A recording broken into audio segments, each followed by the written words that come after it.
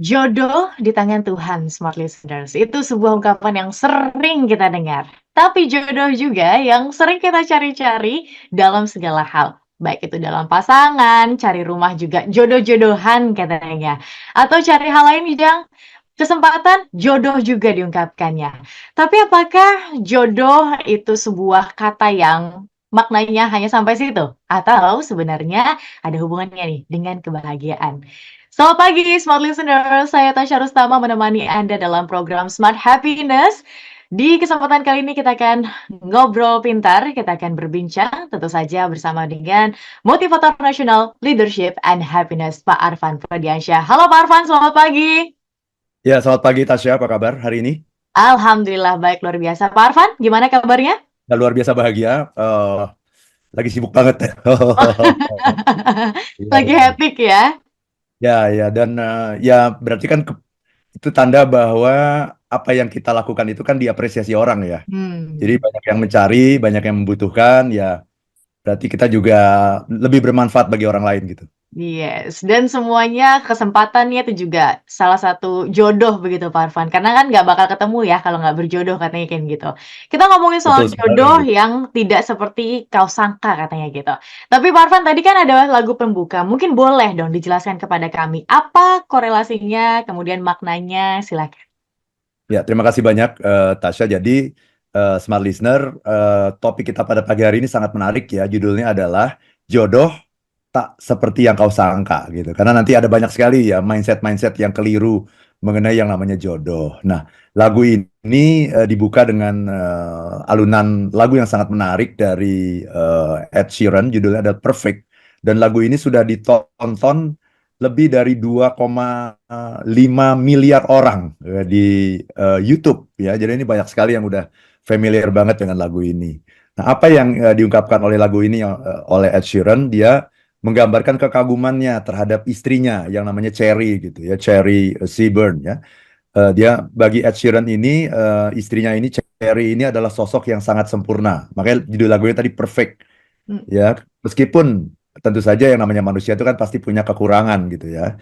Tetapi bagaimanapun ini menunjukkan bahwa si Cherry ini adalah cinta sejatinya Ed Sheeran ya, dan dia dapat menerima pasangan dia apa adanya tanpa berfokus pada kekurangannya gitu ya. Mari kita simak, ini lagunya sangat bagus sekali syairnya. I found love for me, ya, aku menemukan cintaku. Darling, just dive right in and follow my lead, ya. Kasih cukup selami dan ikuti aku. Well, I found a girl beautiful and sweet, ya. Ya, aku menemukan seorang gadis yang cantik dan manis.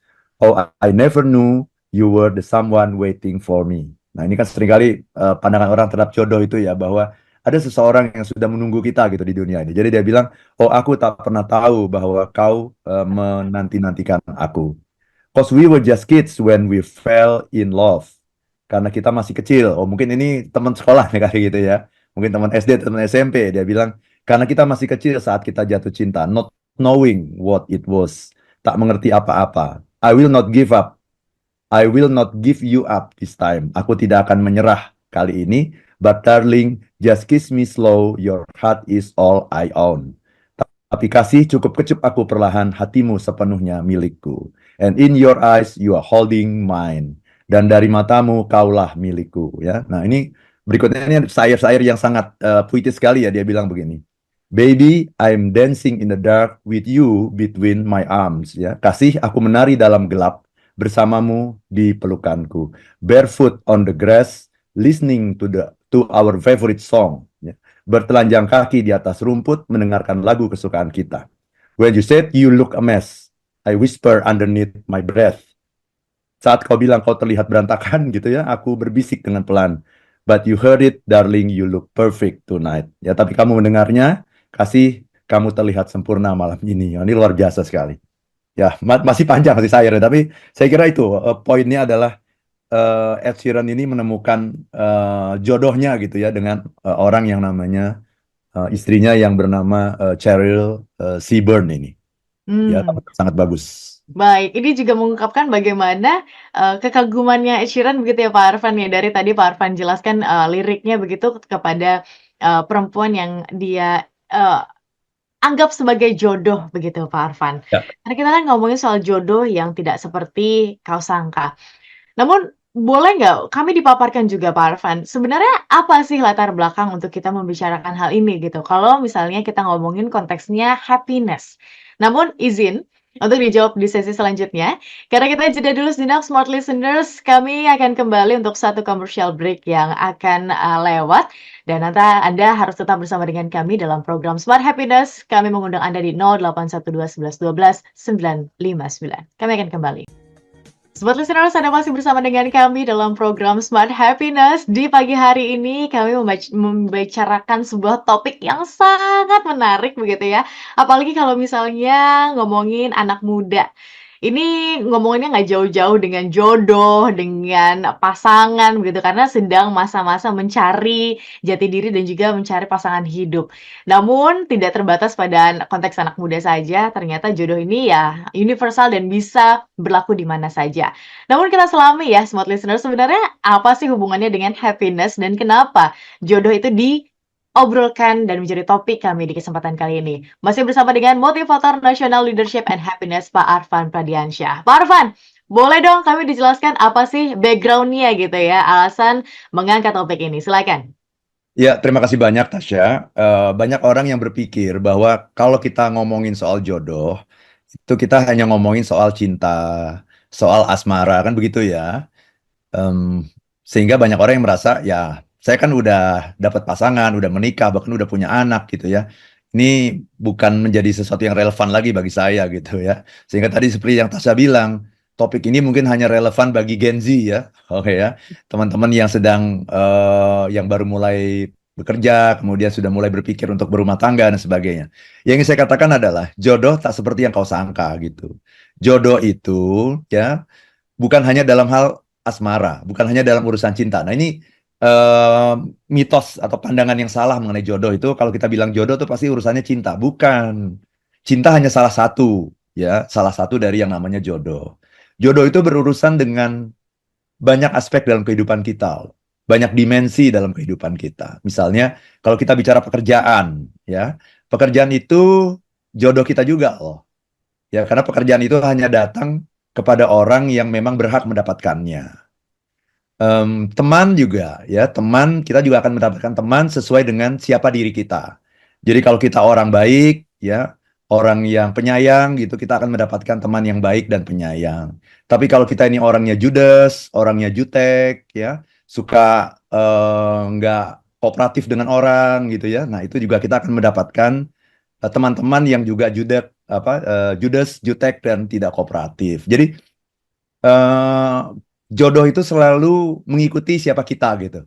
Jadi rumus terpenting dalam jodoh itu, Tasya, Hmm. adalah you get what you deserve. Gitu. Itu rumus terpentingnya itu. You get what you deserve. Kamu akan mendapatkan apa yang memang berhak kamu dapatkan gitu. Bahkan kehidupan kita sendiri ini, coba kita lihat deh kehidupan kita masing-masing deh. Kehidupan kita itu sebetulnya itu adalah jodoh kita. Ya, orang yang kayak begini, orang yang tingkat 1 pasti akan mendapatkan kehidupan tingkat 1. Orang yang tingkat 2 pasti akan mendapatkan kehidupan tingkat 2. Orang yang tingkat 10 pasti akan mendapatkan kehidupan yang tingkat 10. Coba lihat kehidupan Anda. Ya, coba lihat apa yang ada di sekitar Anda. Itulah jodoh Anda. Jadi kalau apa yang kita lihat itu tidak menyenangkan, apa yang kita lihat itu banyak masalah gitu ya, apa yang kita lihat itu banyak kekurangan, nah itulah sesungguhnya menunjukkan siapa diri kita. Hmm. Karena itulah yang namanya keadilan Tuhan, Tasya. Keadilan Tuhan itu adalah rumusnya adalah you get what you deserve. Kamu akan mendapatkan apapun yang memang kamu berhak mendapatkannya gitu. Itu Tasya. Oke, ini menarik Pak Arfan. You get what you deserve. Kamu bisa mendapatkan apa yang berhak untuk kamu. Berhak dalam kapasitas mana Pak Arfan? Kalau misalnya bisa saya tanyakan lagi, apakah karena begini, kadang kita merasa berhak, padahal kita tidak berhak. Kalau misalnya dari POV yang melakukan, begitu kan? Tapi kalau dalam POV lain, mungkin dia nggak berhak gitu. Ini berhak dalam konteks apa? Ya, jadi kita itu seringkali kan kegeeran ya. Kita kan ngelihat kita tuh, wah kita nih orang hebat gitu. Misalnya ya, em, ambil contoh misalnya seseorang melihat dirinya nilainya ya dari 1 sampai 10 itu nilainya 8 Hmm. gitu ya. Tapi kok anehnya, kok nggak ada orang yang naksir sama dia? Orang-orang yang nilainya 8 tuh nggak ada yang naksir sama dia. Hmm. Ya, sehingga yang mendekati dia selalu orang-orang yang nilainya 5, orang-orang yang nilainya 6 gitu. Kira-kira kenapa tuh? Eh, Padahal nilainya sudah tinggi ya, dia menilai tinggi. Lingkungan? No, saya ulang ya. Ada orang yang Hmm. merasa nilainya 8 Hmm. gitu ya. Misalnya, oh saya merasa diri saya itu cantik, misalnya gitu ya. Cantik, bertalenta, penuh cinta gitu-gitu kan. Hmm. Hmm. Tapi kok kan nilainya 8 tuh, cantik, bertalenta, penuh cinta gitu ya.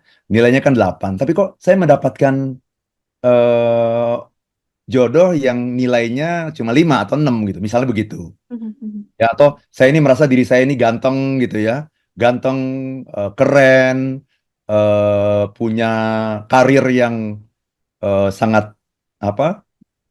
Cemerlang. Menantang, Hmm. sangat cemerlang gitu ya. Punya masa depan yang gemilang gitu ya. Punya rumah yang bagus gitu ya. Tapi kok orang yang mendekati saya ini, berarti kan nilai saya katakanlah ya, nilai saya 9 nih. Tapi kok orang yang mendekati saya ini kok, saya itu cuma masuk di pasaran orang-orang yang nilainya itu cuma 6 atau maksimal 7 gitu. Nah, kenapa begitu? Kenapa kok jodoh saya kayak gitu gitu? Apakah itu berarti dari dirinya sebenarnya nggak demikian ya Pak Arfan? Ya itu namanya kegeeran. Hmm. Itulah yang namanya kegeeran. Mungkin benar gitu. Mungkin benar bahwa saya itu ganteng, mungkin gitu ya. Hmm. Hmm. Saya itu ganteng, saya itu karir saya cemerlang, rumah saya bagus, mobil saya keren. Mungkin itu benar gitu. Tapi kan saya bingung ya. Kalau nilai saya seperti itu 9, kok saya dapat jodoh yang orang-orang yang deketin saya itu selalu orang-orang yang nilainya cuma 7 atau 6 gitu. Nggak ada loh. Bahkan yang nilainya 8 aja nggak ada yang deketin saya. Nah, kira-kira kenapa? Nomor satu kemungkinannya saya kegeeran. Berarti sebetulnya nilai saya bukan 9. Ya. Nomor dua adalah kemungkinan walaupun tadi saya sudah menyebutkan kelebihan-kelebihan saya, gitu ya, bahwa saya orangnya ganteng, bahwa saya karirnya cemerlang, masa depan gemilang, mobil bagus, rumah bagus, tetapi ada sifat-sifat jelek saya Hmm. ya, yang tidak pernah saya pikirkan gitu, yang tidak pernah saya apa namanya saya sadari gitu. Misalnya saya orangnya jutek misalnya. Betul, saya keren dan sebagainya itu betul, tapi saya orangnya jutek. Saya orangnya tidak bisa dipercaya. Saya orangnya tidak kooperatif. Saya orangnya tidak setia, Hmm. gitu ya. Sehingga sebetulnya nilai saya yang tadi 9 itu sebetulnya kalau dirata-ratain itu ketariknya ke level yang cuma 6 atau 7 sebetulnya. Karena selain saya memiliki banyak kelebihan yang terlihat tadi, saya juga melihat banyak kekurangan yang mungkin saya tidak sadari tapi bisa dirasakan oleh orang-orang yang berinteraksi dengan saya gitu.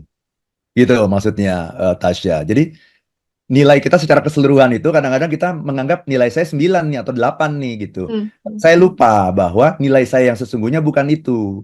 Saya kegeeran saja dengan nilai saya atau saya tidak menghitung aspek-aspek kekurangan saya sehingga saya menganggap nilai saya 9. Padahal sebetulnya kalau dirata-ratain tuh, ya sih orangnya ganteng, mobilnya keren, rumahnya bagus, karir gemilang gitu ya. Eh, Masa depan cerah gitu ya, tetapi dia juga orangnya nggak bisa dipercaya. Hmm. Dia juga orangnya suka berkhianat. Dia juga orangnya jutek. Dia juga orangnya judes, misalnya gitu. Sehingga nanti rata-ratanya bukan 9, tapi ketarik ke mungkin cuma 7 gitu. Nah, Hmm. betul ternyata orang-orang yang tertarik pada saya juga orang-orang yang kualitasnya juga 7 gitu. Oke. Nah, itulah yang namanya jodoh. Dan itu bukan hanya terjadi dalam percintaan ya, tapi itu juga terjadi dalam kehidupan, dalam pekerjaan. Siapa atasan kita itu sebenarnya menggambarkan diri kita loh. Wow. Gitu. Jadi kalau bicara jodoh itu sebetulnya yang terjadi adalah hukum keadilan Tuhan. Apa itu Hmm. hukum keadilan Tuhan? Hukum keadilan Tuhan berbunyi, you get what you deserve. Kamu akan mendapatkan apa yang memang layak kamu dapatkan gitu. Kalau kamu merasa aneh, kok saya orang hebat tapi kok cuma dapat yang kayak begini, cuma dapat pekerjaan yang kayak begini, cuma dapat kehidupan yang kayak begini, cuma dapat jodoh yang kayak begini, berarti sebetulnya saya kegeeran. Karena rumus itu tidak pernah meleset gitu. Hukum Tuhan itu atau sunatullah itu, natural law itu tidak pernah meleset gitu. You get what you deserve. Itu Oke. tadi. Baik, kalau misalnya anak muda zaman sekarang nih, Pak Arfan, Gen Z, milenial ngomongnya, iya sih cantik, iya sih ganteng, iya sih tajir gitu ya, tapi red flag. Red flag itu tuh jadi udah ungkapan, oh berarti ada sesuatu yang kayak ini nggak bisa ditolerir gitu kan, yang akhirnya nilainya dari atas bisa langsung Turun. turun ke bawah begitu. Oke, Pak Arfan, tapi saya penasaran, apakah jodoh ini ketika kita sudah mendapatkannya begitu, karena kita kan ngomongin konteksnya adalah happiness atau kebahagiaan. Apakah ketika kita sudah mendapatkan jodoh, itu sudah membawa kita pada kebahagiaan yang sejati kah? Karena kalau kita ngomongin jodoh, you get what you deserve, kadang-kadang kita tadi kepedean kepedean tadi gitu kan. Kita nilainya tinggi nih, tapi kok dapetnya yang kayak gitu ya. Akhirnya ya udahlah take a risk ngambil itu atau ya udah berhadapan dengan itu akhirnya membuat kita kecewa. Apakah dengan ketemunya jodoh itu membawa kita kepada kebahagiaan? Izin untuk dijawab di sesi selanjutnya Pak Arfan. Kita jeda dulu dan smart listeners tetap bersama dengan kami dalam program Smart Happiness 0812 11 12 959 bisa menjadi link Anda untuk bergabung. Kita jeda.